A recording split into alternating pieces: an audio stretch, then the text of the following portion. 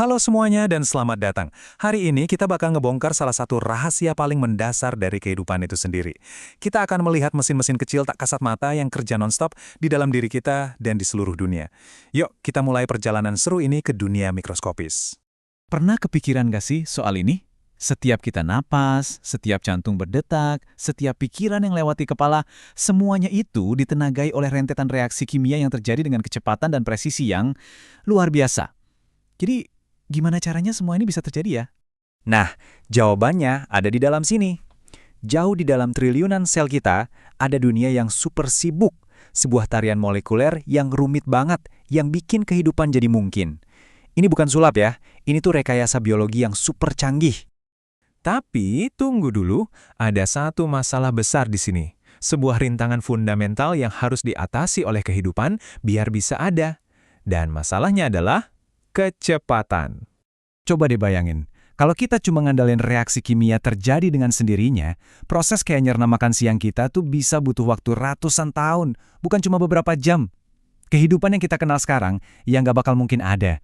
Jadi, gimana caranya alam ngakalin masalah kecepatan yang kayaknya mustahil ini? Nah, untuk ngatasin masalah kecepatan ini, alam tuh punya solusi yang jenius banget. Solusinya datang dalam bentuk mesin-mesin molekuler yang super efisien dan presisi.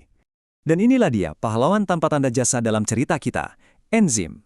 Anggap aja enzim itu kayak pekerja super cepat di jalur perakitan sel kita. Mereka ngambil bahan mentah kimiawi dan secara drastis mempercepat perubahannya jadi produk yang dibutuhin tubuh kita buat berfungsi.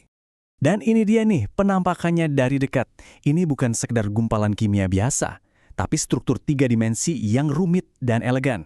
Coba deh lihat lekukan dan celahnya. Setiap detail bentuknya itu benar-benar dirancang sempurna buat tugas spesifiknya. Disinilah letak keindahannya, di mana bentuk menentukan fungsi. Terus gimana caranya mesin-mesin ini bisa kerja sepresisi itu?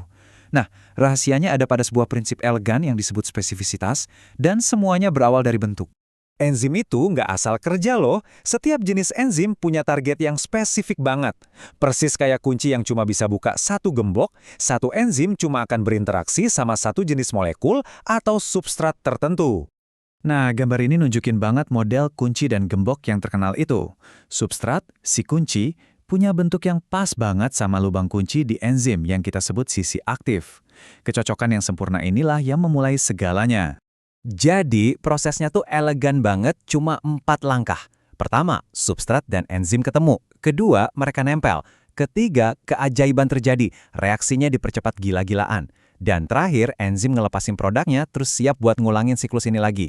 Dan lagi di sini bisa berarti jutaan kali per detik. Keren banget kan? Oke, sekarang kita udah ngerti cara kerja enzim di level molekuler. Yuk, kita zoom out sedikit dan lihat dampak luar biasa dari mesin-mesin kecil ini di dunia nyata. Mulai dari sel kita sendiri sampai ke pabrik industri terbesar.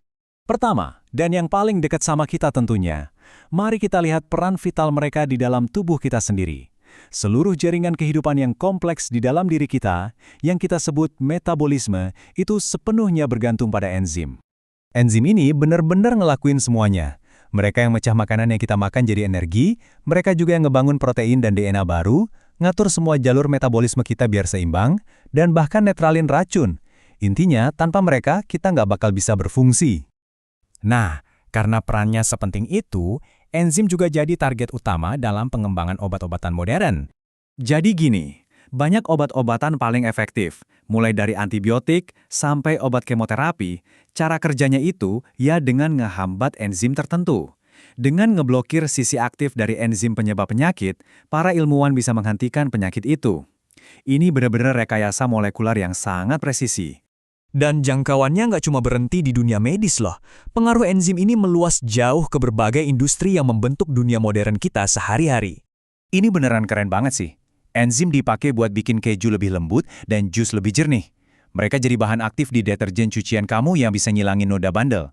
Mereka bantu bikin tekstil lebih lembut, biofuel lebih efisien, dan juga produksi obat-obatan dalam skala besar. Pokoknya, mereka ada di mana-mana.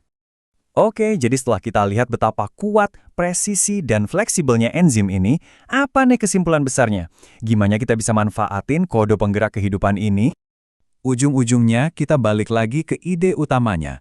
Enzim itu bukan cuma bahan kimia pasif, mereka adalah mesin aktif dan dinamis yang ngerjain tugas-tugas kehidupan. Mereka itu jembatan antara kode genetik kita dan wujud fisik keberadaan kita.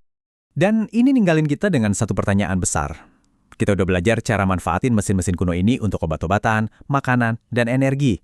Seiring pemahaman kita yang makin dalam, batas kemungkinannya juga makin luas. Masa depan kayak gimana lagi yang bisa kita bangun pakai mesin-mesin kehidupan ini? Terima kasih sudah bergabung di kupasan kali ini.